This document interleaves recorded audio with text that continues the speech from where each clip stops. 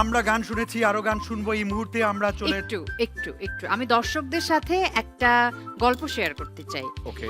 এই যে আমাদের যদি ৩টায় কল টাইম থাকে, আমাদের ছেলে মেম্বাররা ৩টায় চলে আসে স্টুডিওতে।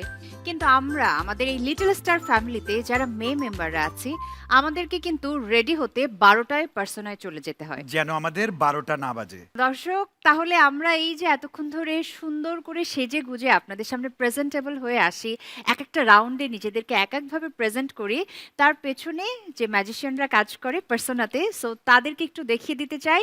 সেই সাথে পার্সোনায় আমরা কিভাবে রেডি হই, কিভাবে সুন্দরভাবে সেজে উঠি সবাই, সেটাও আপনাদেরকে দেখিয়ে দিতে চাই। তো চলুন দেখে আসি আমাদের পার্সোনাতে বিহাইন্ড দ্য সিন।